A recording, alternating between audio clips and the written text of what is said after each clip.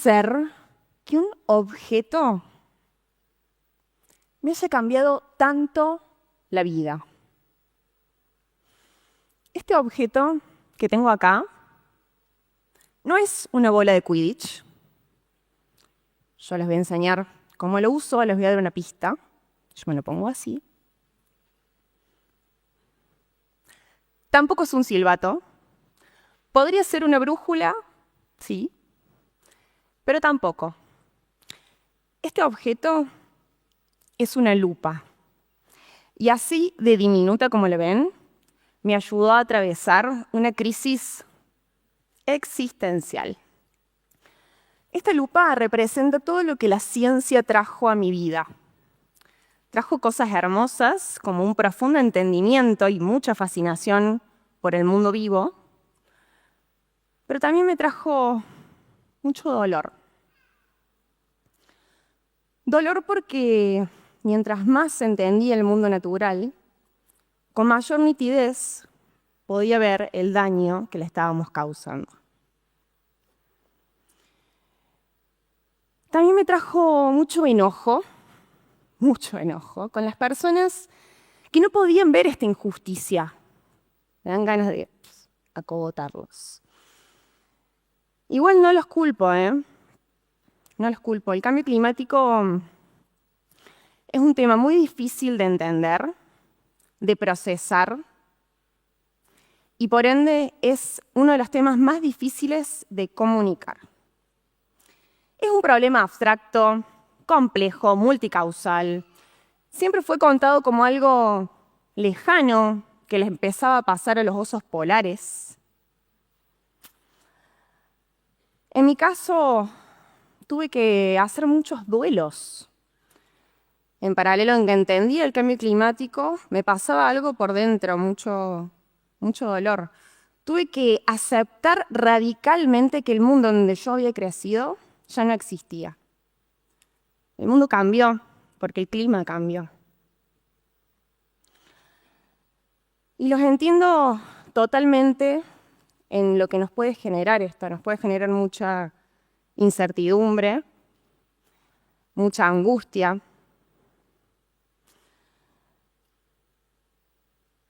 Esta lupa me recuerda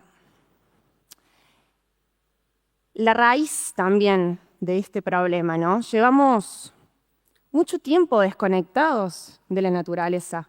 Mientras que en un momento la historia de la humanidad, toda la humanidad necesitó durante mucho tiempo a la naturaleza. Dependíamos directamente de ella para alimentarnos, para refugiarnos, para defendernos.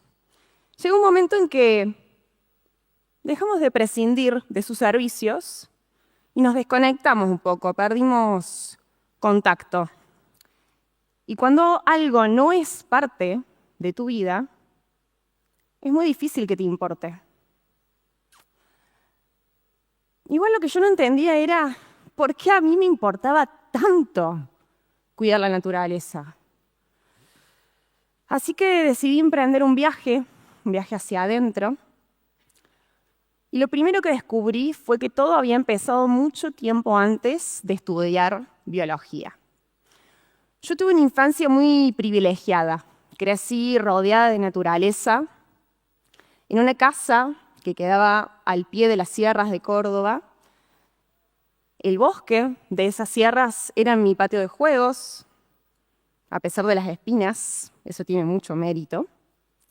Crecí con unos padres muy aventureros que nos llevaban a mí y a mis hermanos a subir cerros, a acampar. Y con una abuela fanática de las plantas. Yo por ahí le llevaba una planta así, toda media chuza.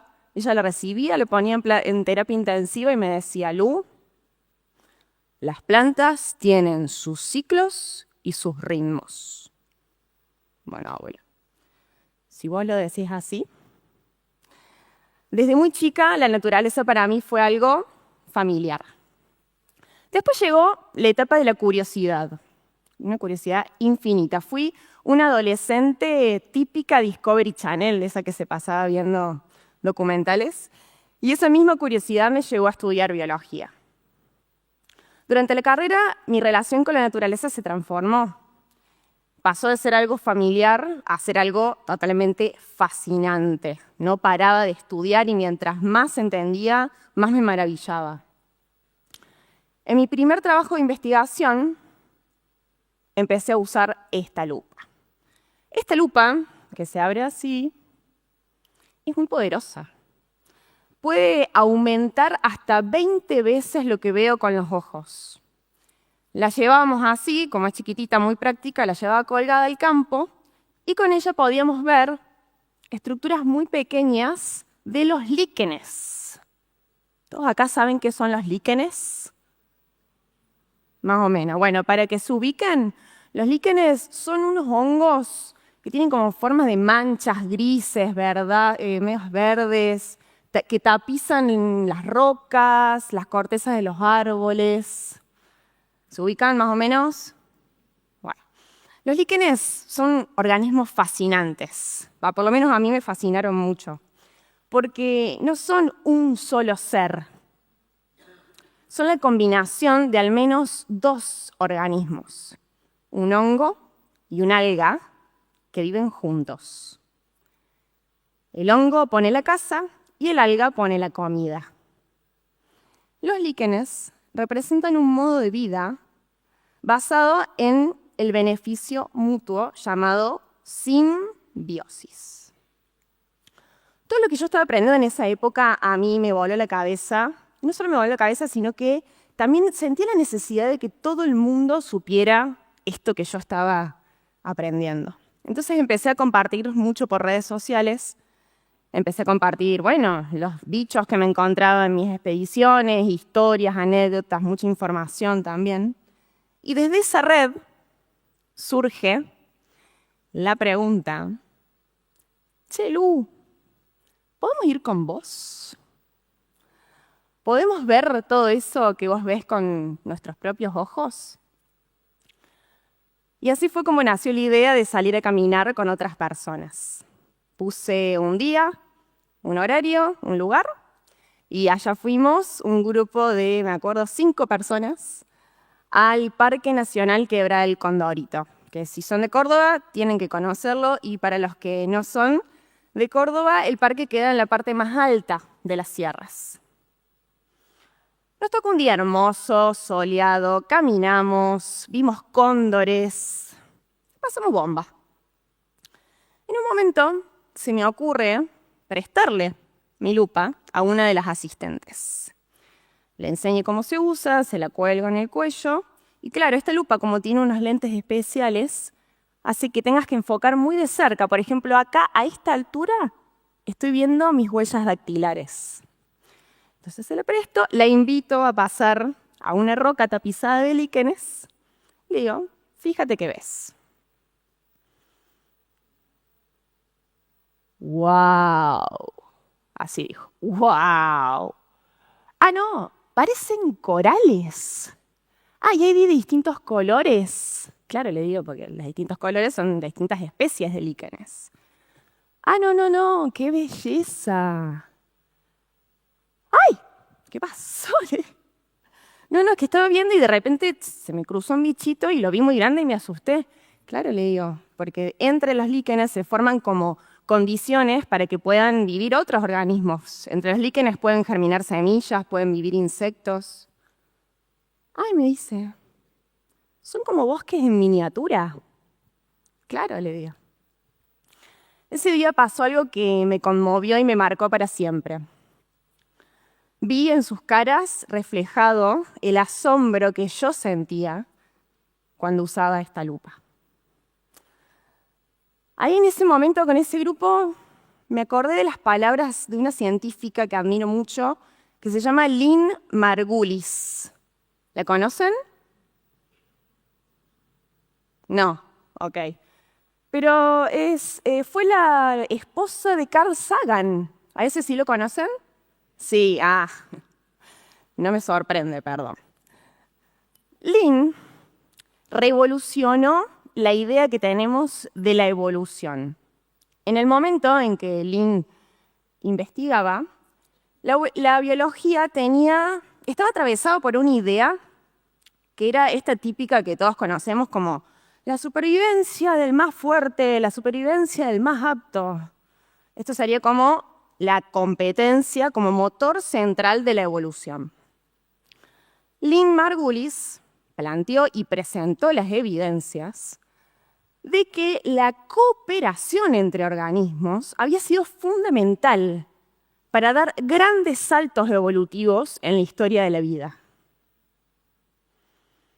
La vida no se sostiene en soledad, se sostiene en relación.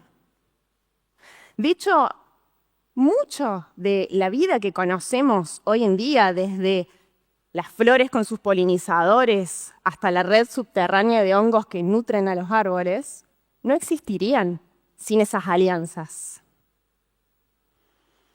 En ese momento les veo las caras, tenían como caras de entre fascinados, pero también aliviados por saber esto. Esa revelación no fue solo intelectual, fue existencial y me mostró cómo cuestionar las ideas que tenemos de la naturaleza a veces es incómodo, pero es necesario. En este viaje yo descubrí algo muy importante. Descubrí que quienes tenemos un vínculo emocional con la naturaleza somos más propensos a cuidarla. Y también descubrí que el asombro es una emoción capaz de transformar un contacto ocasional con la naturaleza en un vínculo profundo y duradero. La famosa conexión con la naturaleza va más allá de abrazar un árbol. Es una manera concreta de entender quiénes somos. Por lo tanto, la humanidad no solamente está perdiendo ríos, lagos y montañas, también estamos perdiendo el reflejo de todo eso dentro nuestro. Por fin entendí por qué me importaba tanto cuidar la naturaleza.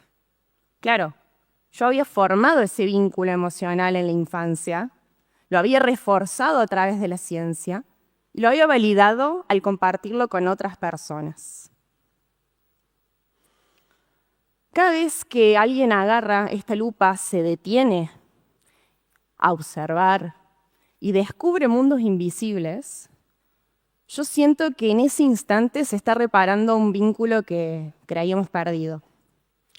Y cada vez que yo la agarro, me recuerda mi búsqueda, mi propósito, la de crear experiencias y espacios en donde la naturaleza sea algo familiar, en donde la curiosidad florezca, donde la belleza conmueva, donde el asombro despierte, para que cuando nos enfrentemos a los problemas ambientales, algo dentro nuestro se movilice. Yo los quiero invitar a todos a que se acerquen un poco más a la naturaleza, a que retomen ese vínculo y sobre todo que acompañen a las infancias a descubrir ese mundo.